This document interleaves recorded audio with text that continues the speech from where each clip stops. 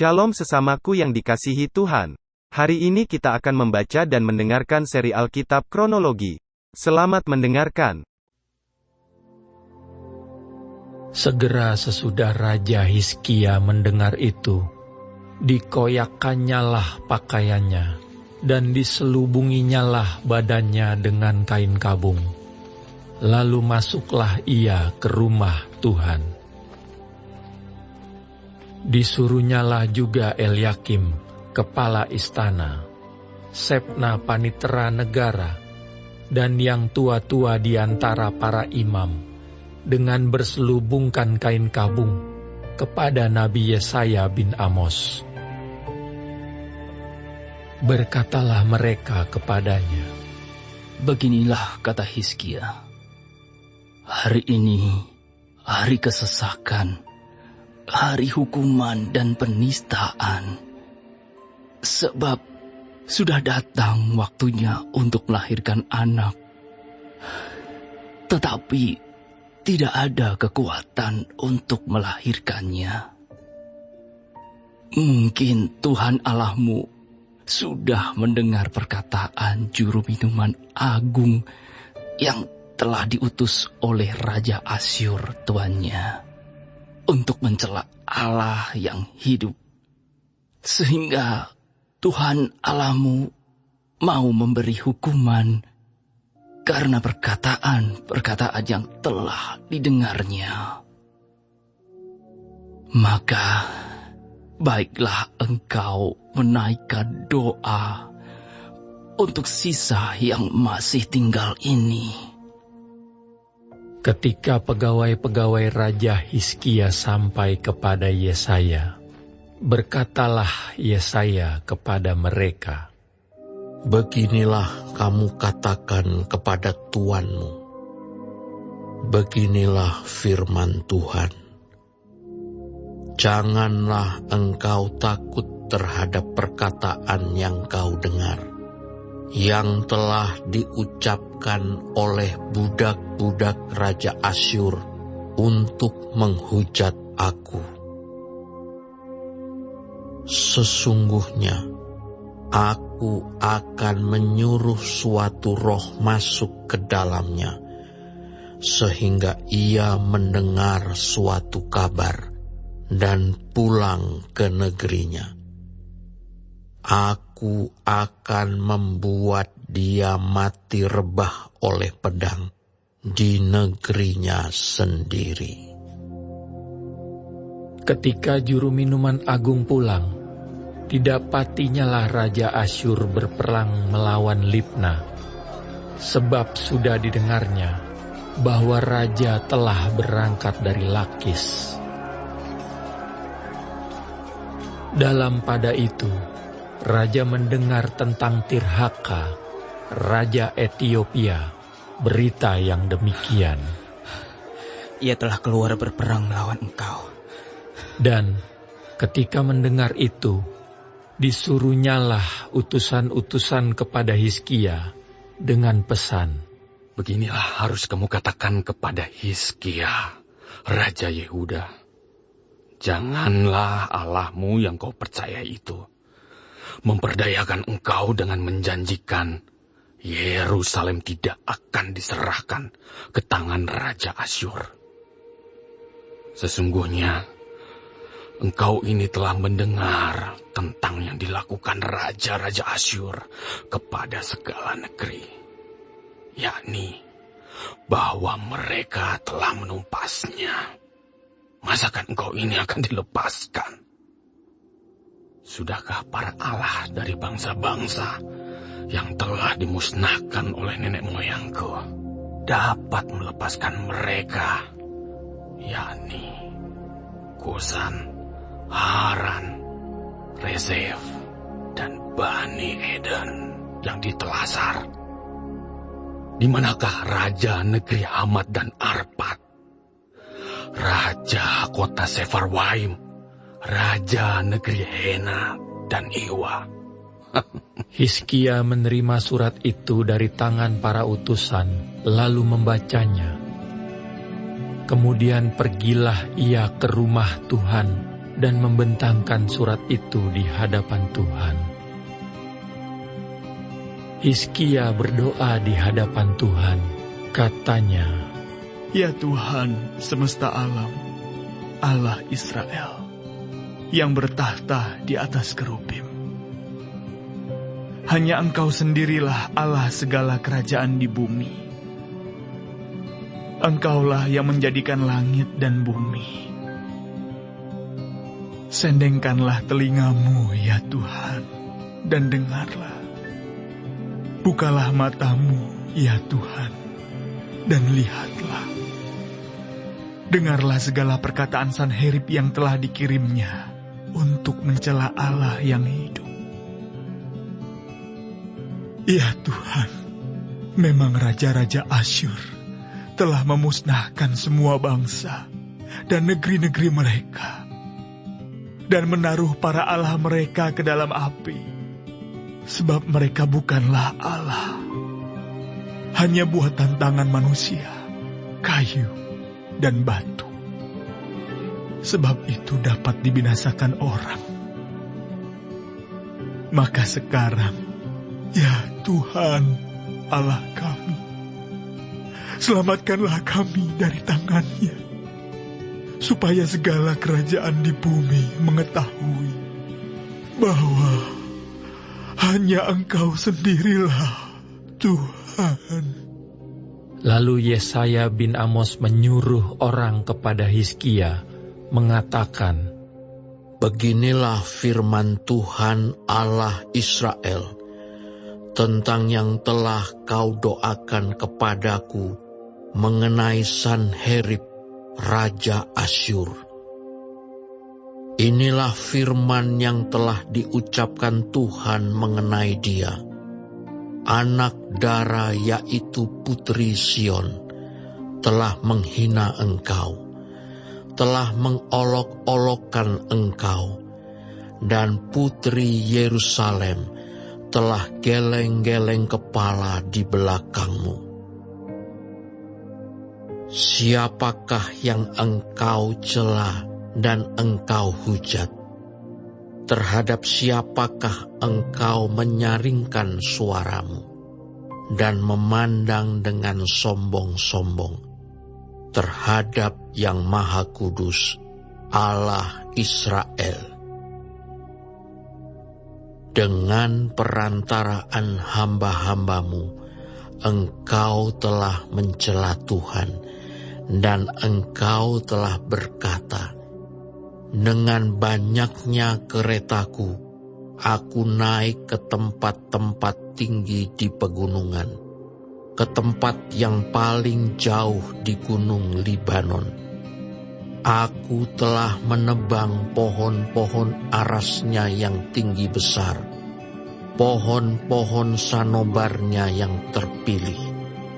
Aku telah masuk ke tempat tinggi yang paling ujung, ke hutan pohon-pohonannya yang lebat.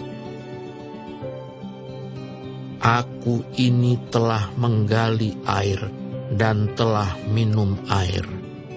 Aku telah mengeringkan dengan telapak kakiku segala sungai di Mesir. Bukankah telah kau dengar bahwa aku telah menentukannya dari jauh hari dan telah merancangnya dari zaman purbakala? Sekarang aku mewujudkannya, bahwa engkau membuat sunyi senyap kota-kota yang berkubu menjadi timbunan batu, sedang penduduknya yang tak berdaya menjadi terkejut dan malu. Mereka menjadi seperti tumbuh-tumbuhan di padang, dan seperti rumput hijau, seperti rumput di atas sotoh, atau gandum yang layu sebelum ia masak.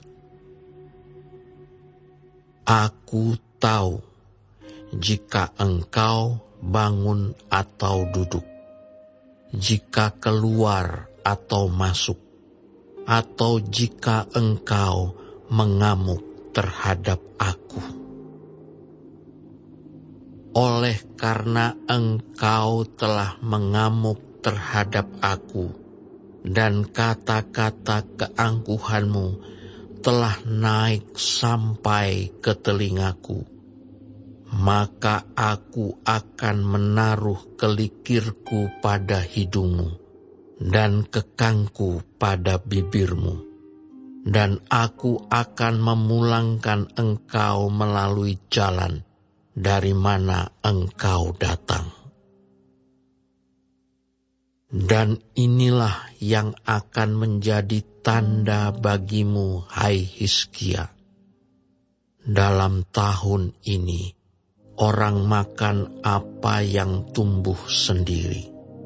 Dan dalam tahun yang kedua, apa yang tumbuh dari tanaman yang pertama. Tetapi dalam tahun yang ketiga, menaburlah kamu, menuai, membuat kebun anggur, dan memakan buahnya. Dan orang-orang yang terluput di antara kaum Yehuda, yaitu orang-orang yang masih tertinggal, akan berakar pula ke bawah dan menghasilkan buah ke atas. Sebab dari Yerusalem akan keluar orang-orang yang tertinggal, dan dari Gunung Sion orang-orang yang terluput. Giat cemburu Tuhan semesta alam akan melakukan hal ini. Sebab itu, beginilah firman Tuhan mengenai Raja Asyur. Ia tidak akan masuk ke kota ini, dan tidak akan menembakkan panah ke sana. Juga ia tidak akan mendatanginya dengan perisai, dan tidak akan menimbun tanah menjadi tembok untuk mengepungnya. Melalui jalan dari mana ia datang, ia akan pulang. Tetapi ke kota ini, ia tidak akan masuk. Demikianlah firman Tuhan. Dan aku akan memagari kota ini untuk menyelamatkannya, oleh karena aku dan oleh karena Daud, hambaku.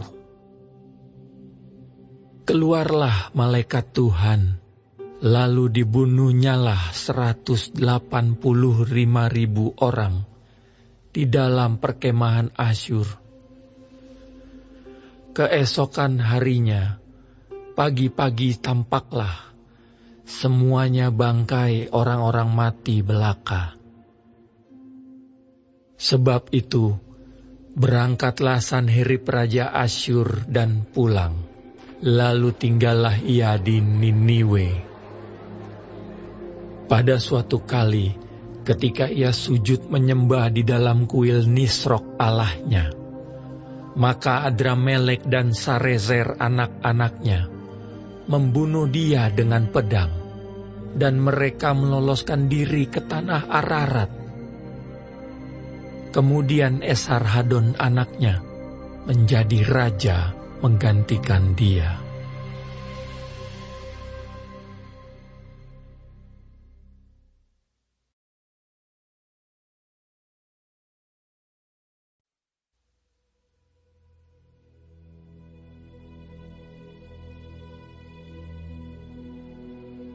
Pada hari-hari itu, Hizkia jatuh sakit dan hampir mati. Lalu datanglah Nabi Yesaya bin Amos dan berkata kepadanya, Beginilah firman Tuhan, sampaikanlah pesan terakhir kepada keluargamu. sebab engkau akan mati, tidak akan sembuh lagi. Lalu Hizkia memalingkan mukanya ke arah dinding, dan ia berdoa kepada Tuhan. Tuhan, ingatlah kiranya bahwa aku telah hidup di hadapan-Mu dengan setia dan dengan tulus hati, dan bahwa aku telah melakukan apa yang baik di mata-Mu. Kemudian menangislah Hizkia dengan sangat. Maka berfirmanlah Tuhan kepada Yesaya, Pergilah dan katakanlah kepada Hizkia, beginilah firman Tuhan, Allah Daud bapa leluhurmu. Telah kudengar doamu, dan telah kulihat air matamu. Sesungguhnya aku akan memperpanjang hidupmu 15 tahun lagi. Dan aku akan melepaskan engkau dan kota ini dari tangan Raja Asyur. Dan aku akan memagari kota ini. Inilah yang akan menjadi tanda bagimu dari Tuhan, bahwa Tuhan akan melakukan apa yang telah dijanjikannya. Sesungguhnya, bayang-bayang pada penunjuk matahari buatan Ahaz akan kubuat mundur ke belakang 10 tapak yang telah dijalaninya. Maka pada penunjuk matahari itu, matahari pun mundurlah ke belakang 10 tapak dari jarak yang telah dijalaninya.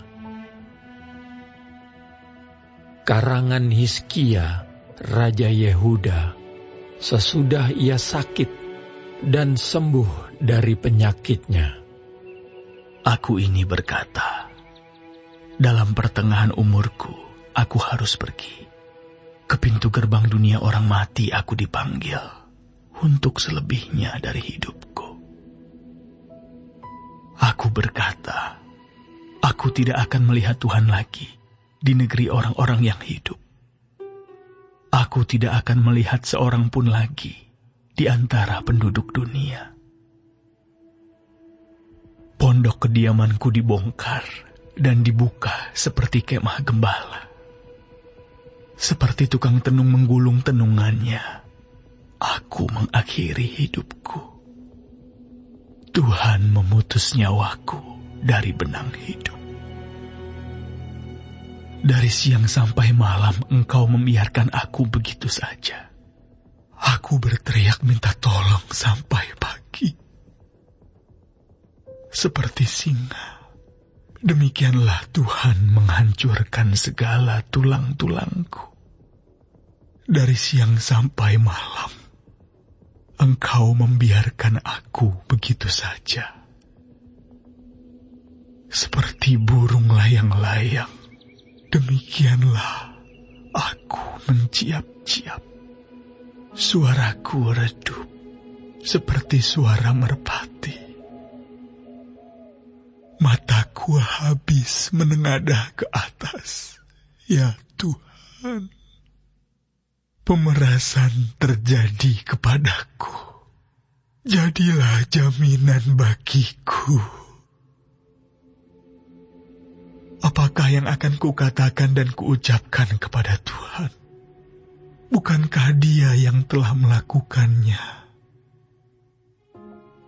Aku sama sekali tidak dapat tidur, karena pahit pedihnya perasaanku. Ya Tuhan, karena inilah hatiku mengharapkan Engkau. Tenangkanlah rohku. Buatlah aku sehat. Buatlah aku sembuh. Sesungguhnya, penderitaan yang pahit menjadi keselamatan bagiku. Engkaulah yang mencegah jiwaku dari lobang kebinasaan. Sebab Engkau telah melemparkan segala dosaku jauh dari hadapan-Mu. Sebab dunia orang mati tidak dapat mengucap syukur kepadamu, dan maut tidak dapat memuji-muji Engkau. Orang-orang yang turun ke liang kubur tidak menanti-nanti akan kesetiaan-Mu, tetapi hanyalah orang yang hidup, dialah yang mengucap syukur kepadamu, seperti aku pada hari ini. Seorang bapa memberitahukan kesetiaan-Mu kepada anak-anaknya. Tuhan telah datang menyelamatkan aku. Kami hendak main kecapi seumur hidup kami di rumah Tuhan. Kemudian berkatalah Yesaya, Baiklah, diambil sebuah kue ara dan ditaruh pada bara itu, supaya sembuh. Sebelum itu, Hizkia telah berkata, Apakah yang akan menjadi tanda bahwa aku akan pergi ke rumah Tuhan?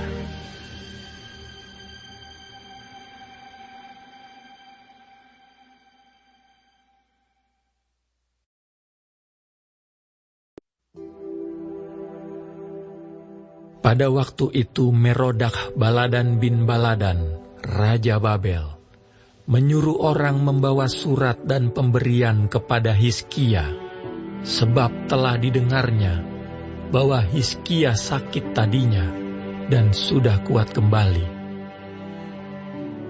Hizkia bersukacita atas kedatangan mereka, lalu diperlihatkannyalah kepada mereka gedung harta bendanya, emas dan perak, rempah-rempah, dan minyak yang berharga, segenap gedung persenjataannya, dan segala yang terdapat dalam perbendaharaannya.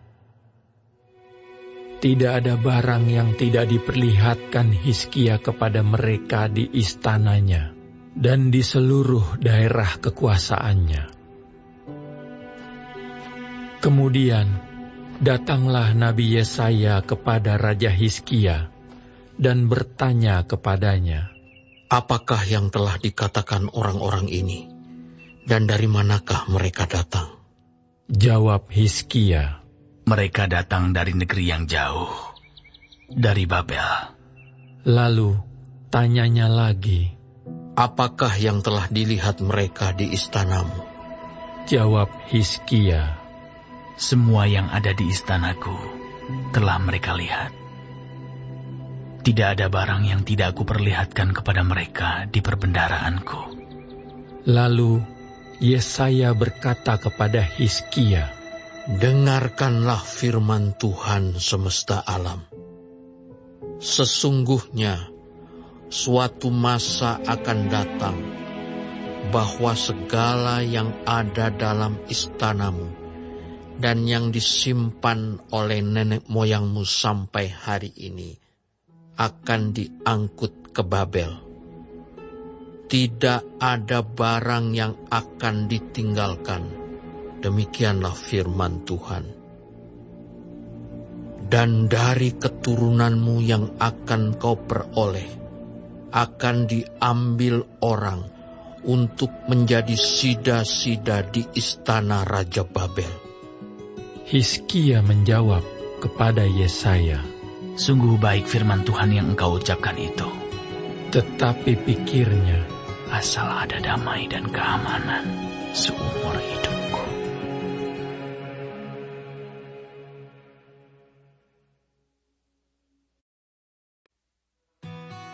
Untuk pemimpin biduan dengan permainan kecapi, Mazmur Asaf, nyanyian. Allah terkenal di Yehuda, namanya masyhur di Israel. Di Salem sudah ada pondoknya, dan kediamannya di Sion. Di sanalah dipatahkannya panah yang berkilat, perisai dan pedang, dan alat perang. Selah. Cemerlang engkau, lebih mulia daripada pegunungan yang ada sejak purba. Orang-orang yang berani telah dijarah, mereka terlelap dalam tidurnya. Dan semua orang-orang yang gagah perkasa kehilangan kekuatannya. Oleh sebab hardikmu, ya Allah Yakub, tertidur lelap baik pengendara maupun kuda. Dahsyat engkau. Siapakah yang tahan berdiri di hadapanmu pada saat engkau murka? Dari langit engkau memperdengarkan keputusanmu. Bumi takut dan tertegun. Pada waktu Allah bangkit untuk memberi penghukuman, untuk menyelamatkan semua yang tertindas di bumi. Selah. Sesungguhnya panas hati manusia akan menjadi syukur bagimu, dan sisa panas hati itu akan kau perikat pinggangkan. Bernasarlah, dan bayarlah nasarmu itu kepada Tuhan Allahmu. Biarlah semua orang yang di sekelilingnya menyampaikan persembahan kepada Dia yang ditakuti. Dia yang mematahkan semangat para pemimpin. Dia yang dahsyat bagi raja-raja di bumi.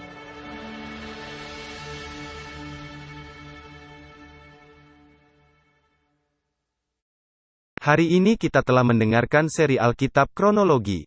Tuhan Yesus memberkati.